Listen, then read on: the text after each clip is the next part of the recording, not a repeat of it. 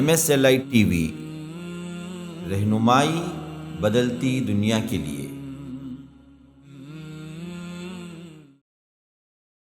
السلام علیکم ورحمۃ اللہ وبرکاتہ۔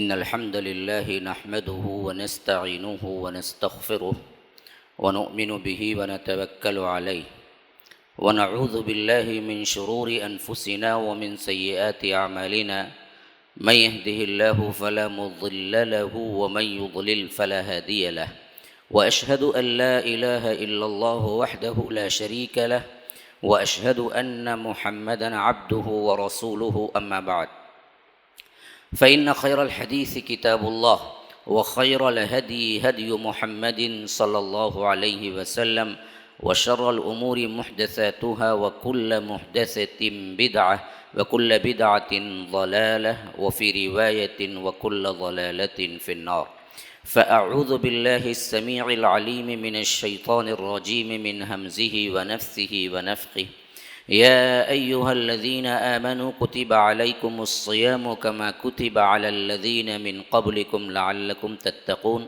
أياما معدودات فمن كان منكم مريضا أو على سفر فعدة من أيام أخر وعلى الذين يطيقونه فدية طعام مسكين فمن تطوع خيرا فهو خير له وأن تصوموا خير لكم إن كنتم تعلمون شهر رمضان الذي أنزل فيه القرآن هدى للناس وبينات من الهدى والفرقان فمن شهد منكم الشهر فليصم ومن كان مريضا أو على سفر فعدة من أيام أخر يريد الله بكم اليسر ولا يريد بكم العسر ولتكملوا العدة ولتكبروا الله على ما هداكم ولعلكم تشكرون وإذا سألك عبادي عني فإني قريب أجيب دعوة الداع إذا دعاني فليستجيبوا لي وليؤمنوا بي لعلهم يرشدون اللهم أرنا الحق حقا وارزقنا اتباعه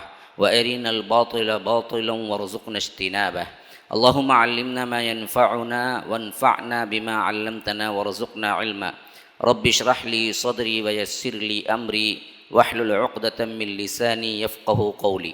اس اللہ کے نام سے ابتدا جس کے ناموں کی کوئی انتہا ہے نہیں۔ ولو ان ما فی الارض من شجرة اقلام والبحر يمده من بعده سبعة ابحر ما نفدت کلمات اللہ۔ اس ذات اقدس پر کروڑوں درود و سلام ہوں جو تمام جہانوں کے لیے رحمت للعالمین بن کے آئے تھے۔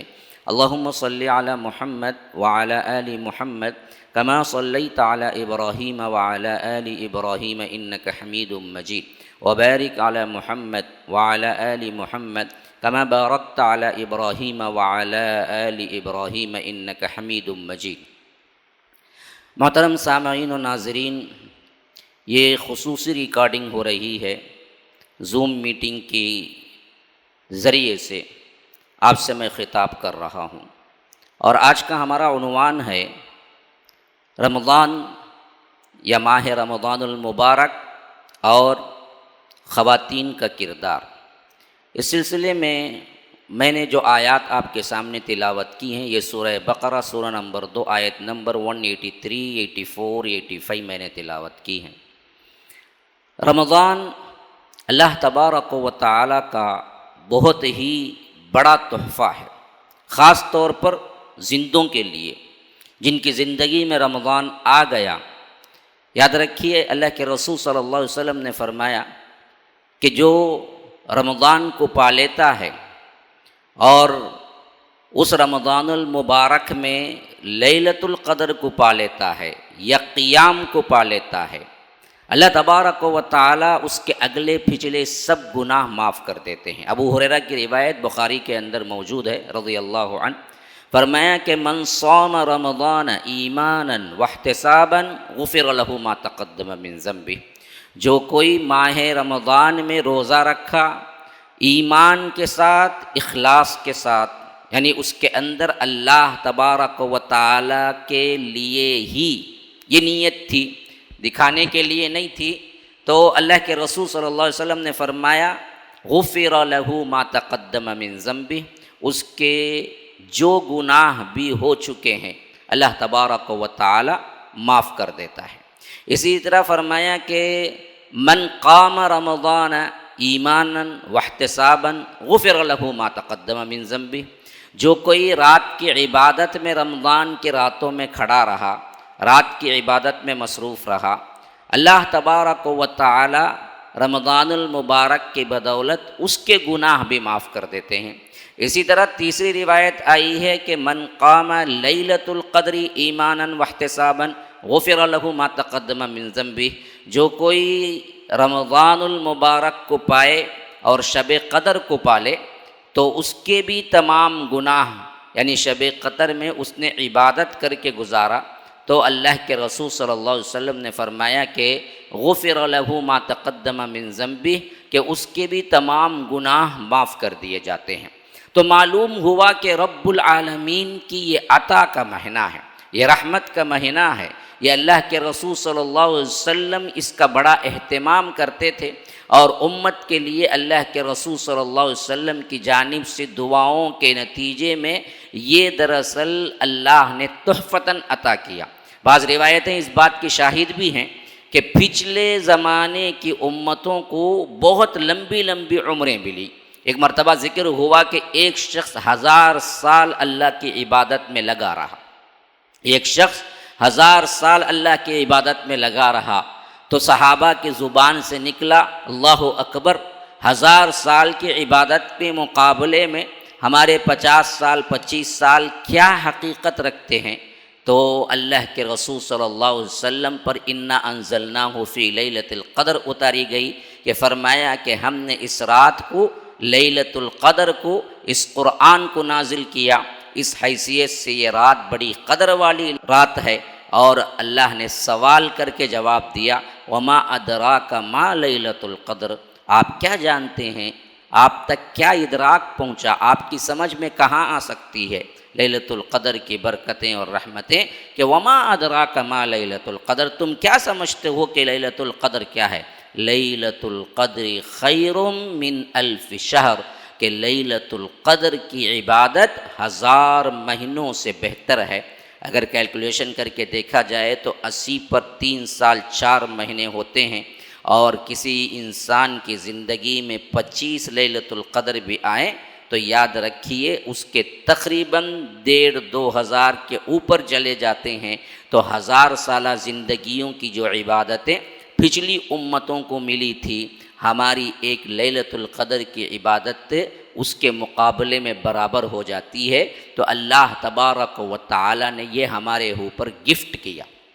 اسی تناظر میں ایک دوسری شکل سے بھی ہم سوچ سکتے ہیں، وہ یہ کہ اگر کوئی محروم رہا، لیلۃ القدر میں اس نے کوئی تبدیلی نہیں کی، رمضان المبارک میں اس نے کوئی تبدیلی نہیں کی، نیکیوں میں کوئی سبقت نہیں کی، ماہ سیام میں روزہ نہ رکھا، اور اسی طرح رمضان المبارک میں نمازوں کی پابندی نہیں کی، اس کے لیے کچھ تیاری نہیں کی، بعینی ہی ویسے ہی دن گزارتا رہا جیسے عام دن ہے، تو یاد رکھیے اس سے بڑا بدبخت ترین انسان دنیا میں کوئی نہیں ہے۔ جیسا کہ بعض احادیث میں اشارہ بھی ملتا ہے کہ اللہ کے رسول صلی اللہ علیہ وسلم کے لیے جبرائیل نے دعا کی اور کہا کہ آپ آمین کہیے، اور اس میں ایک دعا یہ تھی کہ یا اللہ جو رمضان کو پائے پھر بھی اپنی مغفرت نہ کروائے وہ ہلاک و برباد ہو۔ تو جبرائیل کی دعا تھی، اللہ کے رسول صلی اللہ علیہ وسلم کی آمین تھی۔ تو یاد رکھیے پھر اس دعا کا قبول ہونے میں کوئی شک ہے، اس دعا کے قبول ہونے میں؟ تو اس طرح اس کے لیے ہلاکت اور بربادی لکھ دی گئی ہے۔ اسی کے پیش نظر آج دراصل آپ سے میں مخاطب ہوں کہ ہم رمضان المبارک کیسے گزاریں، ہمارے ایکٹیویٹیز رمضان المبارک میں کیسے ہونے چاہیے، رمضان المبارک اصل میں کیا کیا چیزیں تمہارے لیے لے کے آیا ہے۔ بڑے ہی رحمتوں کا مہینہ ہے، برکتوں کا مہینہ ہے۔ اللہ کے رسول صلی اللہ علیہ وسلم کے بارے میں آتا ہے کہ آخری 10 دنوں میں اماں عائشہ روایت کرتی ہیں کہ اللہ کے رسول صلی اللہ علیہ وسلم اپنی عبادت کے لیے کمر کس لیتے تھے، یا رب اللہ کے رسول صلی اللہ علیہ وسلم عام دنوں میں اتنی عبادت کرتے راتوں میں اتنا لمبا قیام کرتے کہ پاؤں مبارک پر ورم آ جاتا، کبھی کبھی پنڈلیاں بھاری ہو جاتی۔ ایک مرتبہ جب حضرت بلال اذان فجر کی اجازت لینے کے لیے آئے تو دیکھا کہ اللہ کے رسول صلی اللہ علیہ وسلم کے کھڑے ہو کر لمبے قیام کی وجہ سے پاؤں مبارک بھاری ہو گئے ہیں، اس کے اندر ورم آ گیا ہے۔ تو حضرت بلال کے زبان سے بے ساختہ نکلا، اے اللہ کے رسول، آپ تو وہ ہیں جو اللہ تبارک و تعالی نے اگلے پچھلے سب گناہ معاف کر دیا ہے۔ اللہ تبارک و تعالی نے آپ کے لیغفر لک اللہ ما تقدم من ذنبک وما تأخر علیہ، اگلے پچھلے سب گناہ معاف ہیں، پھر اتنی مشقت کیوں ہے؟ تو اللہ کے رسول صلی اللہ علیہ وسلم نے فرمایا افلا اکون عبدا شکورا، کہ کیا میں اللہ کا شکر گزار بندہ نہ بنوں؟ عام دنوں کا یہ حال ہے تو جو عبادتیں رمضان میں ہوتی، اور جو لفظ اماں عائشہ نے روایت کیا رضی اللہ عنہا کہ کمر کس لیتے تو کس طرح کی عبادت ہوگی؟ عام دنوں میں کوئی لمحہ ضائع نہیں جاتا، لیکن رمضان المبارک کے خاص دنوں میں، خاص طور پر ماہ رمضان کے آخری عشرے میں کمر کس لیتے تھے اور اپنے بیویوں کو اٹھاتے تھے، اپنے گھر والوں کو اٹھاتے تھے، عبادت کے لیے ابھارتے تھے۔ اس سے ایک بات معلوم ہو گئی کہ جتنی کچھ بھی عبادتیں عام دنوں میں ہونی ہیں، ہو رہی ہیں، ان سب سے آگے بڑھ کر کوئی اسپیشل، کوئی ایسا آپ کا کیٹلاگ ہو، کیسا آپ کی زندگی کا اٹھان ہو رمضان میں جو عام دنوں سے بالکل مختلف ہو، خواہ وہ کتنی ہیں عبادتیں آپ عام دنوں میں کر رہی ہیں، لیکن اس سے زیادہ آپ رمضان المبارک میں کرنے کی کوشش کریں، آگے آئیں۔ حدیث کے اندر اللہ کے رسول صلی اللہ علیہ وسلم نے فرمایا اذا جاء رمضان، جیسے ہی رمضان المبارک کا مہینہ آتا ہے، فتحت ابواب الجنہ، کہ جنت کے دروازے کھول دیے جاتے ہیں، وغلقت ابواب جہنم، اور جہنم کے دروازے بند کر دیے جاتے ہیں، وسلسلۃ الشیاطین، اور شیطان جو بڑے بڑے ہیں، جو سردار قسم کے ہوتے ہیں، ان بڑے بڑے شیطانوں کو باندھ دیا جاتا ہے، یعنی زنجیروں سے باندھ دیا جاتا ہے۔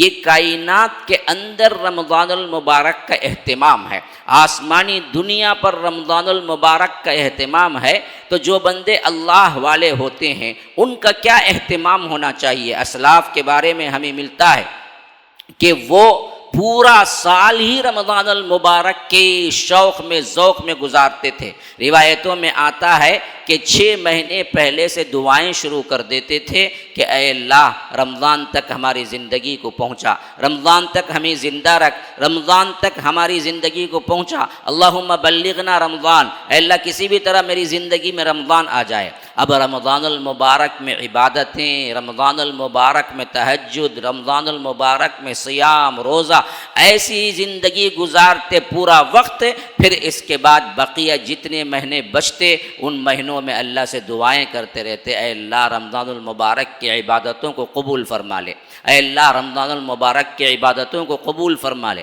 گویا مطلب یہ ہوا کہ رمضان کے علاوہ کے 11 مہینے اسی سوچ میں بتاتے کہ اللہ رمضان کب عطا کرے گا، رمضان کے بعد اسی سوچ میں بتاتے کہ رمضان کی عبادتیں قبول ہوئی یا نہیں ہیں، تو گویا کہ 11 مہینے رمضان ہی کی فکر ہوتی کہ ایک مہینہ اللہ تبارک و تعالی عطا کر دے تو پھر بس ہے کہ اللہ تبارک و تعالی کے عبادتوں میں اور اللہ تبارک و تعالی کے لیے جو نمازیں، جو روزے ہم نے رکھے ہیں، یہ اگر مل گئی تو ہماری نجات مل جائے گی۔ تو اس حیثیت سے سب سے اہم ترین چیز ہے اپنے ذہنوں میں تیاری، ایک شیڈول۔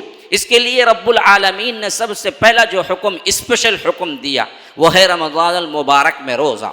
جیسے کہ اللہ کے رسول صلی اللہ علیہ وسلم نے فرمایا کہ یہ رمضان المبارک کا مہینہ تم پر سایہ فگن ہو رہا ہے اور اس کے دن کے روزے اللہ نے تم پر فرض کیے ہیں۔ اور قرآن میں بھی رب العالمین نے فرمایا، ابھی میں نے جو آیت تلاوت کی ہے اس آیت میں کہ یا ایھا الذین آمنوا، اے لوگو جو ایمان لائے ہو، کتب علیکم الصیام، دیکھو تم پر روزے فرض کر دیے گئے ہیں، کما کتب علی الذین من قبلکم، جیسے کہ اس سے پہلی کی امتوں پر یہ روزے فرض ہوئے تھے۔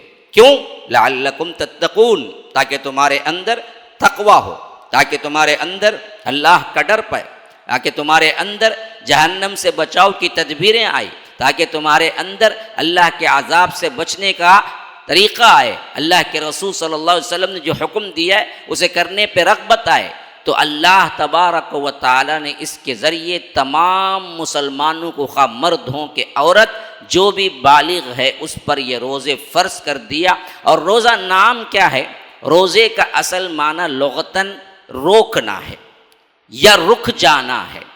عموماً عربی دنیا میں جاہلیت کے زمانے میں یہ لفظ استعمال ہوتا تھا، لیکن انسانوں کے لیے نہیں، بلکہ یہ لوگ گھوڑوں کو روزہ رکھواتے تھے، ان کے لیے استعمال ہوتا تھا، کیونکہ جنگی میدان میں یہ لوگ گھوڑے استعمال کرتے تھے، اور گھوڑے کی بڑی کمزوری یہ ہوتی جتنا جوشیلا ہوتا لیکن اتنا جلدی ہی وہ پیاسا اور بھوکا ہوتا، اور بھوک اور پیاس وہ برداشت نہیں کر سکتا۔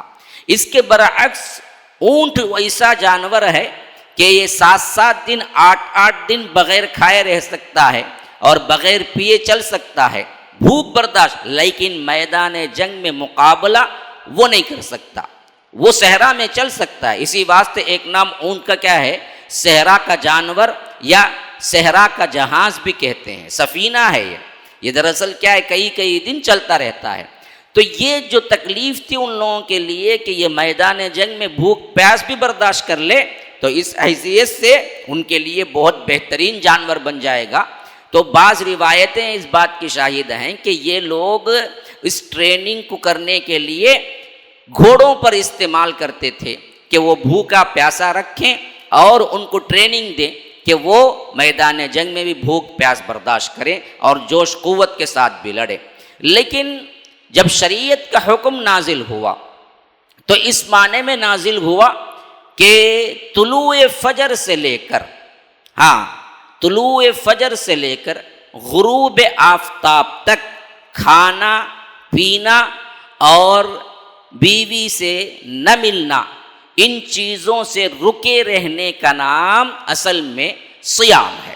صیام اسے کہتے ہیں لغتاً رکنا، لیکن اصطلاحاً صبح فجر سے لے کر غروب آفتاب تک اپنے آپ کو کھانے پینے اور صحبت سے، بیوی کی صحبت سے بچانے کا نام اصل میں کیا ہے؟ روزہ صیام ہے۔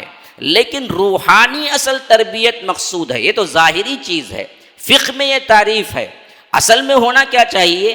ہر حرام سے بھی بچے، زبان میں بہتر سے بہتر استعمال کرے، گالی گلوچ سے بھی بچے، اسی طرح دوسروں کی غیبتیں، اور اسی طرح آنکھوں کا بھی پردہ، کانوں کا بھی پردہ، ہاتھ سے بھی کوئی نقصان نہ ہو، پیر سے بھی کسی کا نقصان نہ ہو، حتیٰ کہ سوچ کو بھی مکمل کرے، بہترین سوچ رکھے۔ اسی واسطے حدیث میں آیا ہے کہ من لم یدع قول الزور والعمل به فلیس للہ حاجۃ فی ان یدع طعامہ وشرابہ، کہ اللہ کے رسول صلی اللہ علیہ وسلم نے فرمایا جو جھوٹ نہیں چھوڑتا، من لم یدع قول الزور، اور برا عمل نہیں چھوڑتا، تو پھر تو اللہ تبارک و تعالیٰ کو ایسے روزے کی کوئی پرواہ نہیں، وہ صرف اس معنی میں بھوکا پیاسا ہے کہ وہ دراصل کوئی ثواب نہیں لے گیا، خالی وہ دراصل بھوکا پیاسا رہا۔ ایسے بھوکے پیاسے رہنے سے اللہ کو کوئی سروکار نہیں ہے کہ اس کو اللہ تبارک و تعالیٰ ثواب دے۔ تو روزے میں یہ اہتمام بھی بہت ضروری ہے کہ زبان صحیح استعمال ہو، خاص طور پر خواتین جو اپنی زبان میں ہمیشہ کوئی ایسی چیز زبان کے اندر، کوئی غیبت، کوئی چغلی، کوئی الزام تراشی، کچھ بھی، کیونکہ زبان درازی کے اعتبار سے خواتین کا نام سر فہرست آتا ہے۔ تو یاد رکھیے زبان کا استعمال صحیح ہو، یہاں تک کہ اللہ کے رسول صلی اللہ علیہ وسلم نے فرمایا من کان یؤمن باللہ والیوم الآخر، جو کوئی اللہ پر، یوم آخرت پر ایمان رکھتا ہے، فلیقل خیرا، جب بھی بولے وہ خیر بولے، او لیصمت، اگر اچھا کلمہ نہیں ہے، صحیح بولنے کے لیے کچھ باتیں نہیں ہیں، پھر تو خاموش ہو جائے۔ بولنا ہے تو اچھی طرح سوچے سمجھے کیا بولنا ہے، کہیں یہ غیبت تو نہیں ہے، کہیں یہ چغلی تو نہیں ہے، کہیں یہ حرام کاری تو نہیں ہے، کہیں یہ کسی کی غیبت اور کسی کے لیے دل آزاری کا سبب تو نہیں ہے، پھر اس کے بعد بولے۔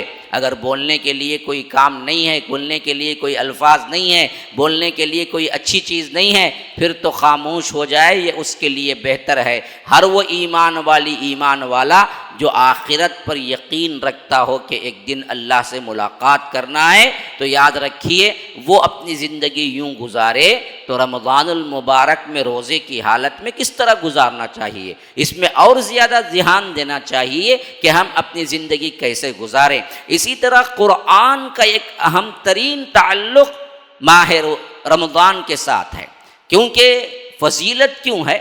فضیلت بھی اس واسطے ہی ہے، رمضان المبارک کی تمام تر فضیلتیں اصل میں قرآن کے ساتھ جڑی ہوئی ہیں۔ اسی لیے آگے فرمایا اللہ تبارک و تعالی نے شہر رمضان الذی انزل فیہ القرآن، یہ ماہ رمضان اس واسطے بابرکت ہے کہ اس میں ہم نے قرآن کو نازل کیا۔ قرآن جب اس مہینے میں نازل ہوا تو رمضان المبارک بن گیا۔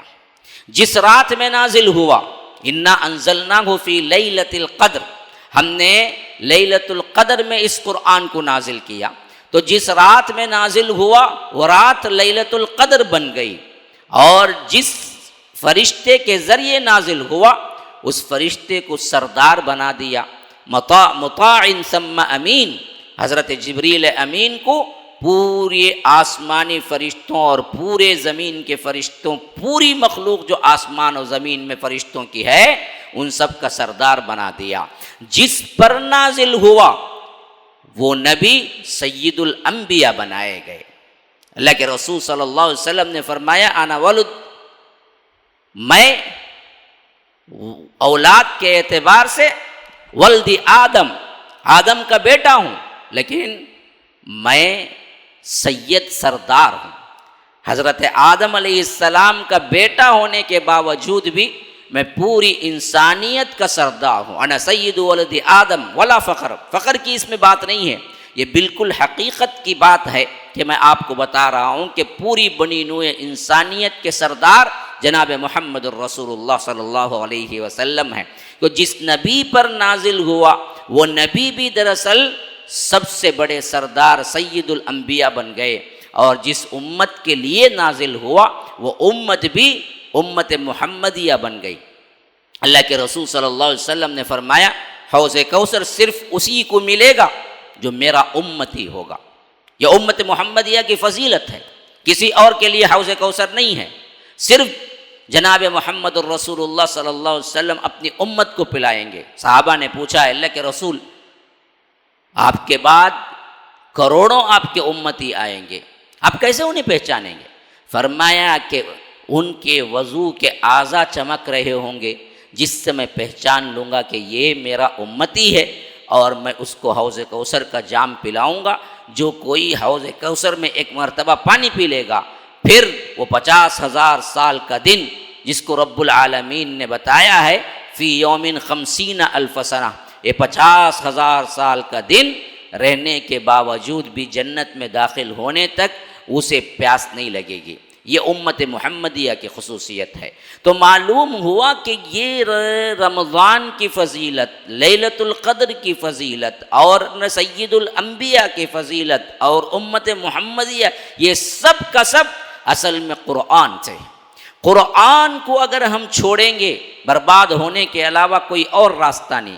قرآن سے ہم تمسک اختیار کریں گے تو یاد رکھیے پھر ہر طرح کی کامیابی تمہارے ساتھ لگ جائے گی۔ ان اللہ یرفع بہذا الکتاب اقواما ویضع بہ آخرین، کہ اللہ کے رسول صلی اللہ علیہ وسلم نے فرمایا اللہ تعالیٰ اسی کتاب کے ذریعے بہت سے قوموں کو اوپر اٹھایا، اس کو پکڑنے اور اس پر عمل کرنے اور اس پر کام کرنے اور اس کو پڑھنے اور اس پر اپنی زندگی کو گزارنے کے عوض، اور اس کو چھوڑنے اور اس سے روگردانی کرنے کے معاملے میں اللہ نے بہت سی قوموں کو برباد کر دیا، ذلیل کر دیا۔ تو ماہ رمضان المبارک کی سب سے اہم ترین تیاری کیا ہے؟ قرآن کا پڑھنا ہے۔ ایک روزہ رکھنا ہے، روزہ فرض ہے، کسی کے لیے چھٹکارا نہیں ہے سوائے اس کے لیے جو مسافر یا مریض ہے۔ وہ اللہ تبارک و تعالی نے فرمایا فعدۃ من ایام اخر، دوسرے دنوں میں وہ گنتی پوری کر لے، لیکن کرنا ہے اس کو۔ ایک روزہ چھوڑا تو ایک روزہ اس کے بعد گنتی کا رکھ لینا ہے، اگر وہ مسافر ہو یا مریض ہو جائے۔ عورتوں کا خصوصی پروگرام ہے تو یہ بات بھی نوٹ کرنے کے قابل ہے کہ خواتین حاملہ ہوں یا کر دودھ پلانے والی ہوں، ان کے لیے بھی مریض کے دائرے میں آتا ہے حکم، وہ بھی چاہیں تو روزہ چھوڑ سکتی ہیں، لیکن بعد میں اس کو پورا کرنا ضروری ہے۔ گنتی برابر نوٹ کریں کہ کتنے روزے گئے، پھر ان روزوں کی قضا پھر آپ کو رکھنا ہے۔ بقیہ صحیح و سالم اور صحت مند انسان، خواہ وہ مرد ہو کہ عورت، ہر ایک کے لیے روزہ فرض ہے، جس کے چھوڑنے کا اگر آپ عمدن کوئی کفارہ دیکھیں گے تو کوئی کفارہ ہو ہی نہیں سکتا۔ اللہ تبارک و تعالی جو چاہے عذاب دے سکتا ہے، کیونکہ ثواب کے معاملے میں بھی اللہ تبارک و تعالی نے روزے کے متعلق فرمایا کہ میں اس کے لیے کوئی حد بندی نہیں، میں اسے اپنے طرف سے دوں گا۔ جب بادشاہ کسی کو بلا کے خود دیتا ہے تو وہ اس کے اپنے مرتبے کے مطابق دیتا ہے۔ اللہ نے اس کے لیے کوئی خاص ثواب نہیں بتایا، تو اللہ جب بلا کے دے گا تو پھر تو اس کا معاملہ بہت ڈیفرنٹ ہوگا۔ ہاں، فرمایا کہ الصوم لی، روزہ دراصل میرے لیے رکھتا ہے، میرے ڈر میں رکھتا ہے، میرے حکم پہ رکھتا ہے۔ فریج میں کھانا پڑا ہوا ہے، کمرے میں اکیلا بند ہے، کوئی دیکھنے والا نہیں ہے، سخت ترین دھوپ ہے، ابھی گھر میں داخل ہوا ہے، بھوک لگی ہوئی ہے اور بہترین کھانے فروٹ موجود ہیں، لیکن وہ نہیں کھاتا۔ کیوں نہیں کھاتا؟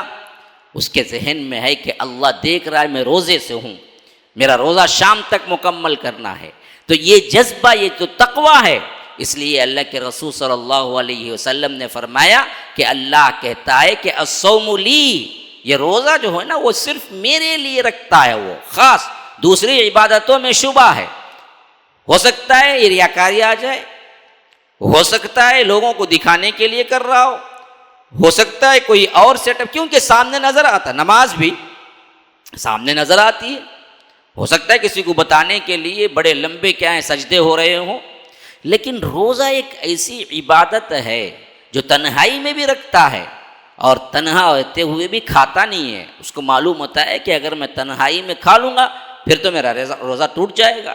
تو اسی لیے اللہ کے رسول صلی اللہ علیہ وسلم نے فرمایا کہ الصوم لی، وہ میرے لیے رکھتا ہے تو میں بھی اس کا بدلہ دوں گا۔ اس کا کیا بدلہ یہ اللہ ہی کو معلوم ہے، لیکن جب دینے پہ آتا ہے تو اللہ تبارک و تعالی جیسے بادشاہ اپنے مرتبے کے لائق دیتے ہیں، یہ شہنشاہوں کا شہنشاہ جب ہمارے لیے روزے کے ثواب دے گا تو یاد رکھیے پھر اس کو جہنم یا جہنم کی آگ بھی سونگنی پڑے گی، یہ ہو ہی نہیں سکتا۔ جب بادشاہ بلا کے کسی کو تحفہ دے اور پھر اس کے بعد کہے کہ جا جیل کو جا، تو یہ ہمارے دماغوں میں آ نہیں سکتی یہ بات کہ ایک طرف وہ تحفہ بھی دے، دوسری طرف وہ جیل میں بھی ڈالے۔ بعینہ ہی اسی طرح شہنشاہوں کا شہنشاہ جب بلا کے روزے کا ثواب دے اور پھر اس کے بعد کہے کہ جہنم کو جا، یہ ہو نہیں سکتا۔ گویا کہ ایک انسان جب روزے دار ہوتا ہے اور روزہ رکھ لیتا ہے اور اللہ اس کو قبول کر لیتا ہے، اس کا ثواب دیتا، تو پھر لازماً اس کا ٹھکانہ جنت ہی ہوگا، کوئی دوسرا نہیں ہوگا۔ تو اس رمضان المبارک میں سب سے اہم ترین چیز روزہ جو فرض ہے۔ دوسری چیز نماز، نماز کی 5 وقتہ نمازوں کے ساتھ نوافل۔ اللہ کے رسول صلی اللہ علیہ وسلم نے فرمایا نوافل میں جو شخص 12 رکعتوں کی پابندی کرتا ہے اللہ تعالیٰ اس کے لیے ایک محل تعمیر کرتا ہے۔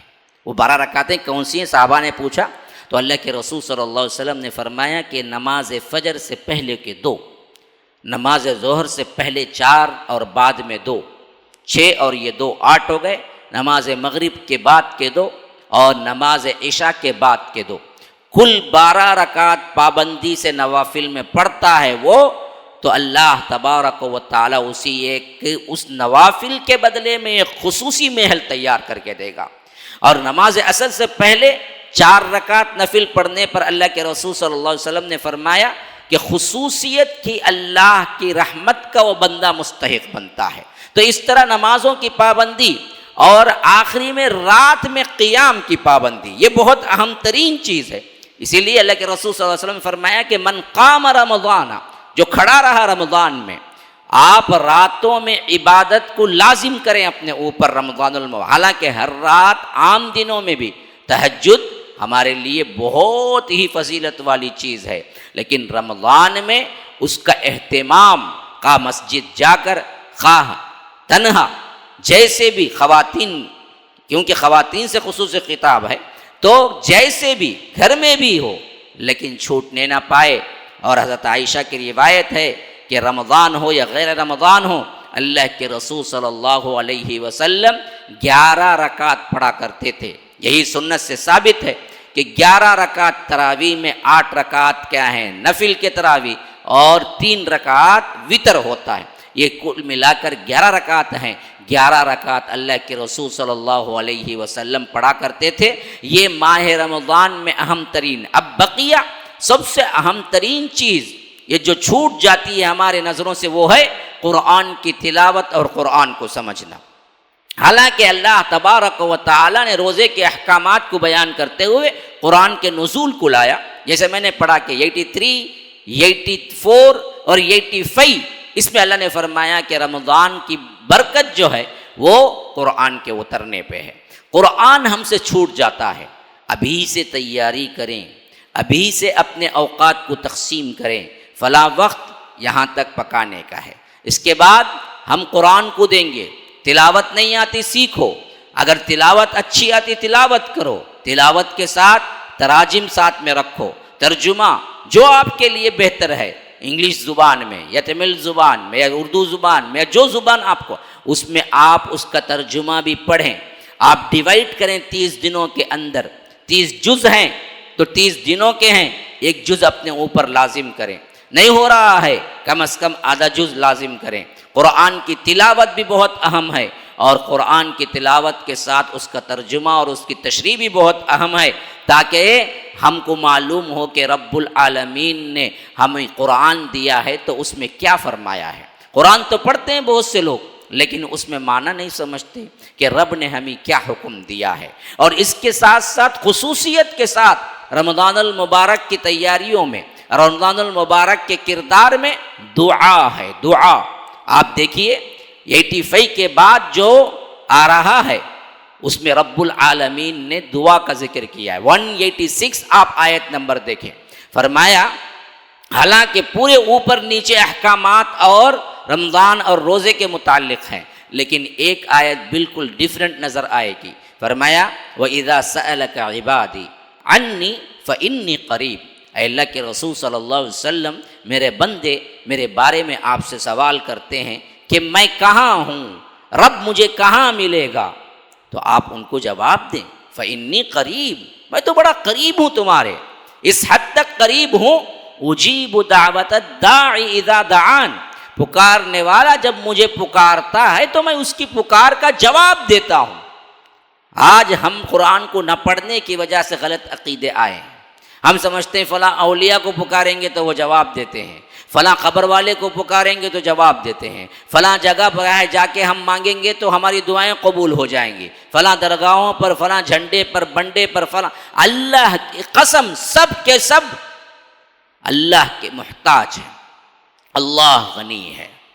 یا ایھا الناس، اے لوگو سنو، انتم الفقراء الی اللہ، اللہ کے نزدیک سب فقیر ہیں، کوئی نہیں سننے والا مرادوں کو پورا کرنے والا۔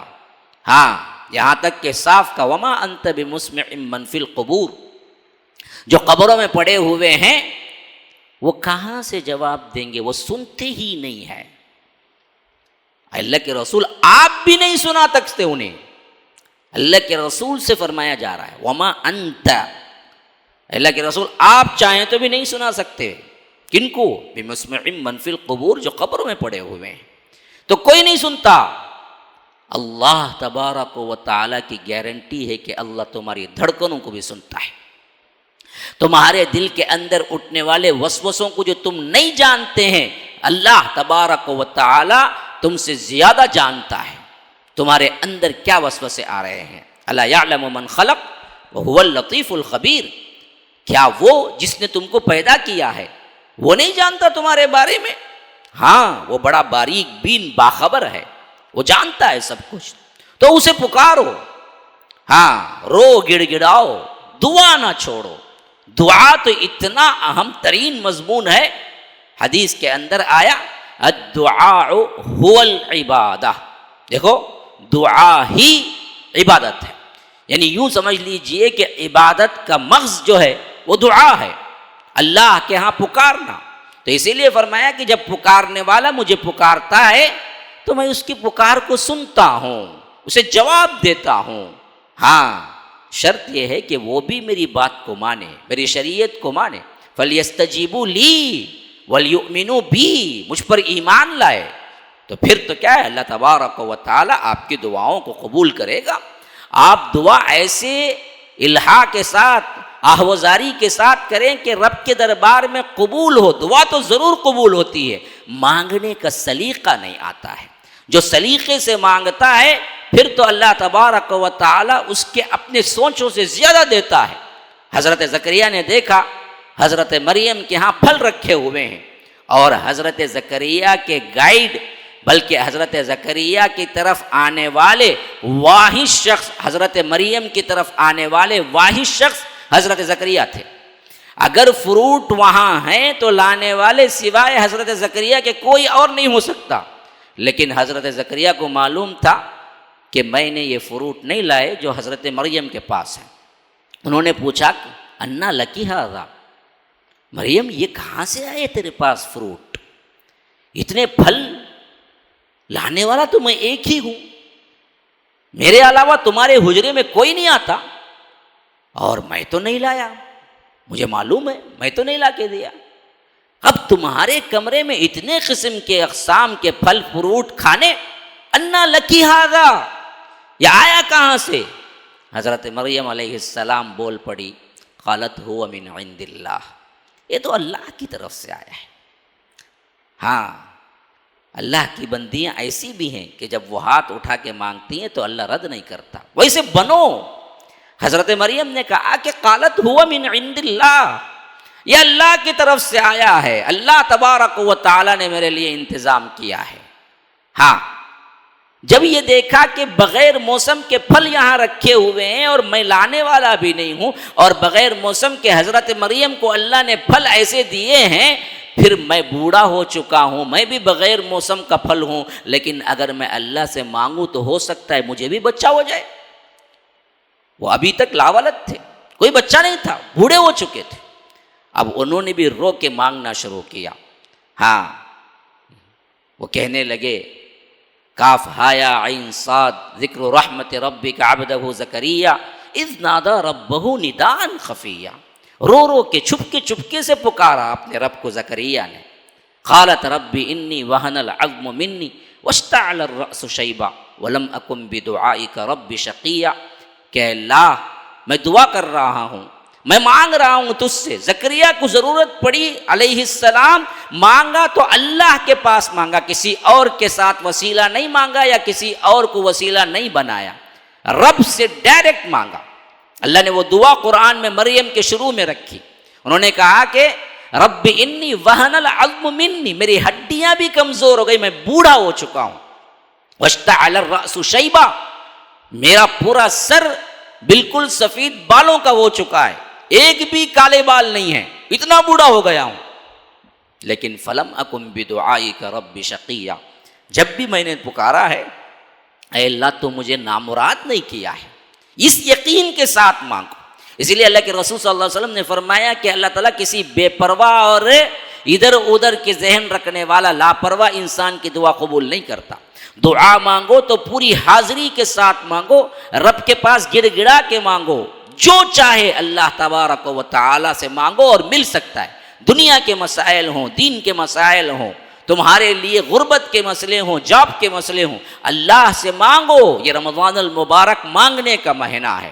ہاں تو مانگنے کا سلیقہ آنا چاہیے، اس سلیقے سے مانگو کہ یہ حضرت زکریا بالکل بڑھاپے میں داخل ہو چکے تھے اور ان کی بیوی بانجھ تھی، اللہ تبارک و تعالی سے مانگنے کا طریقہ انہیں آتا تھا، رو رو کے گڑ گڑا کے اپنی کمزوری بتا کے مانگنا شروع کیا کہ اے اللہ میں کمزور ہوں، میں بوڑھا ہو چکا ہوں، اور لیکن جب بھی میں نے پکارا ہے میں کبھی نامراد نہیں ہوا، ولم اکم بدعائک رب شقیا۔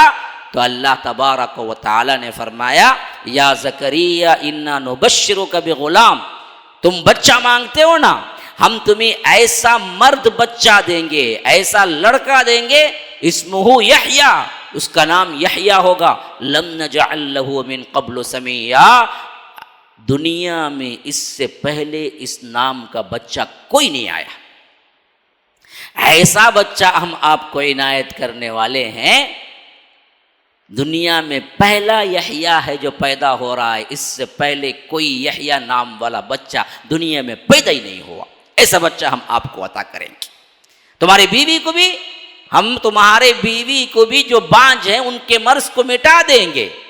ہاں وَأَصْلَحْنَا لَهُ زَوْجَهُ، اللہ نے کہا کہ تمہاری بیوی بانجھ ہے، بچہ نہیں ہو سکتا، لیکن ہمارے ایک حکم سے تمہاری بیوی ٹھیک ہو جائے گی، بانجھ پن نکل جائے گا، ہم اس کو سیدھا کر دیں گے، ہم ان کو صحت دے دیں گے، اور پھر اس کے بعد بہت جلد یحییٰ بچہ پیدا ہوا جو زہاد اور عباد اور اہل تقوی کے امام ہوں گے قیامت کے دن۔ یہ ایک واحد نبی ہیں جنہوں نے شادی نہیں کی، انبیاء میں سب کو اللہ نے کہا کہ جن جن کو ہم نے بھیجا، وَلَقَدْ أَرْسَلْنَا رُسُلَنَا، ہم نے جن کو بھی رسول بنا کے بھیجا، وَجَعَلْنَا لَهُمْ أَزْوَاجًا وَذُرِّيَّةً، ان کے بیوی بچے تھے، وَجَعَلْنَا لَهُمْ أَزْوَاجًا وَذُرِّيَّةً، ان کے بیویاں بچے تھے، لیکن ایک واحد شخصیت ہے حضرت یحییٰ جن کی شادی ہوئی نہیں، اور اللہ نے انہیں کل قیامت کے دن زہاد و عباد کے امام بنا کے اٹھائے گا، لیکن دعا کی وہ برکت جو حضرت زکریا نے کی۔ تو اسی لیے فرمایا رمضان میں مجھے پکارو، دعا اپنی زندگی میں لاؤ، صرف اللہ سے پکارنا۔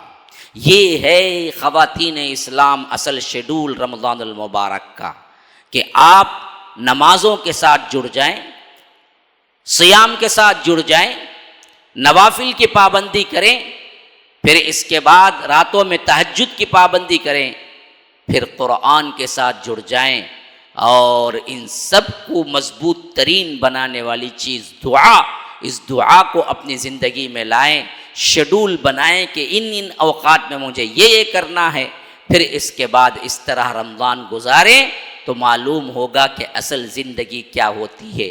اللہ سے محبت کرنے کے بعد اصل معاملہ دل کی خوشی اور روحانی مسرت کیا ہوتی ہے۔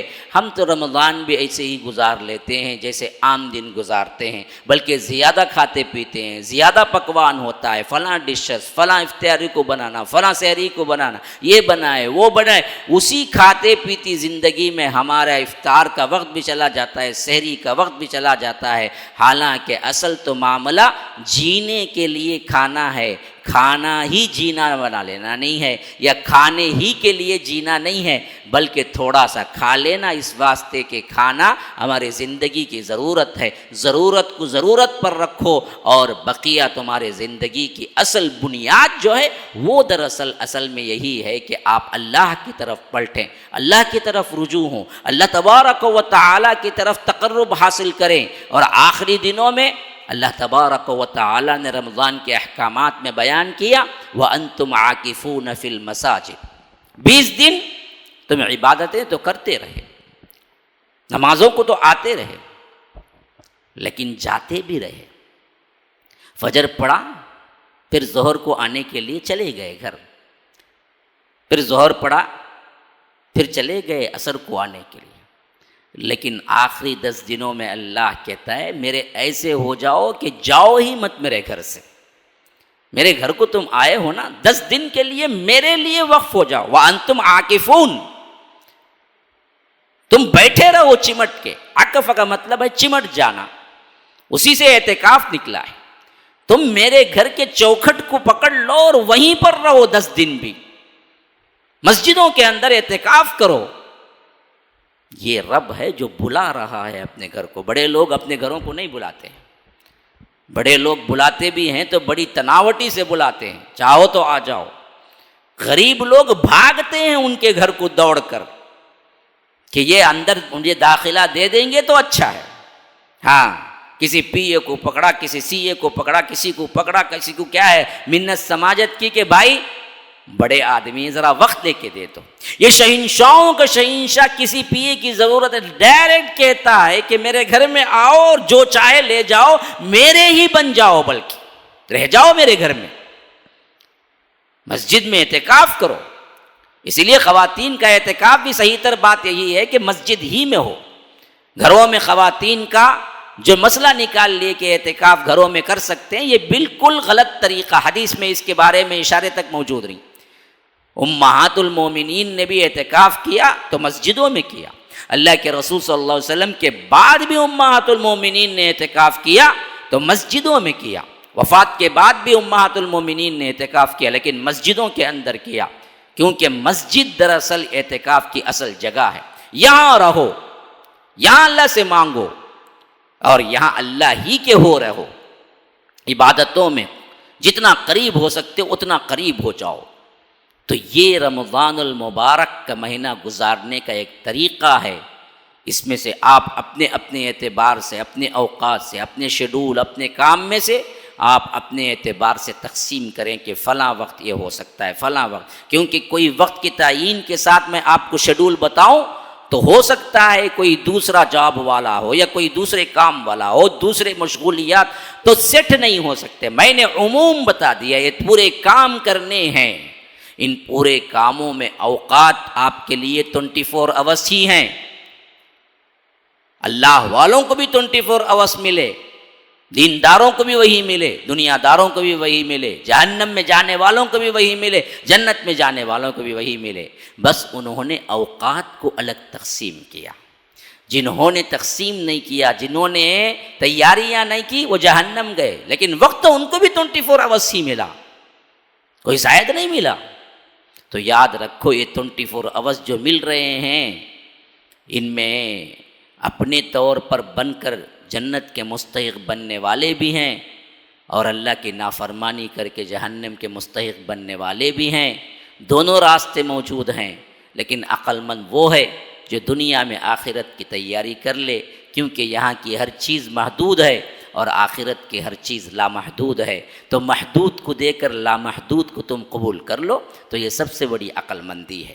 اگر یہاں کے لیے جیو, کچھ بھی کر لو, کروڑوں روپیے جمع کر لو, محلات تعمیر کر لو, بڑی بڑی کاریں جمع کر لو, لیکن ایک دن تو چھوڑ کے جانا ہے.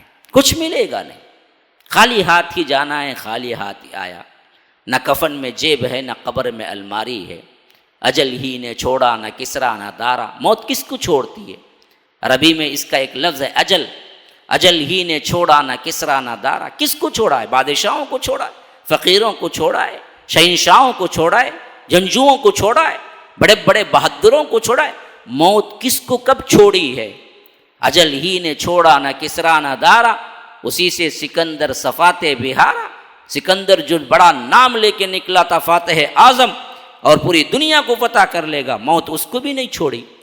اسی سے سکندر صفات بہارا. ہر ایک لے کے کیا کیا نہ حسرت سے دھارا. پڑا رہ گیا یوں ہی ٹھاٹ سارا. جگہ جی لگانے کی دنیا نہیں ہے, یہ عبرت کی جا ہے تماشا نہیں ہے. یہ زندگی کیا ہے؟ زندگی ایک کرائے کا گھر ہے. ایک نہ ایک دن بدلنا پڑے گا.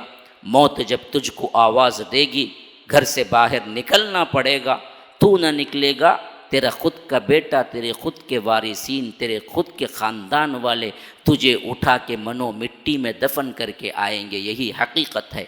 تو پھر اس فانی زندگی میں لافانی زندگی کے لیے محنت کر کے ذخیرہ کر لیں اور جنت کے مستحق بن جائیں.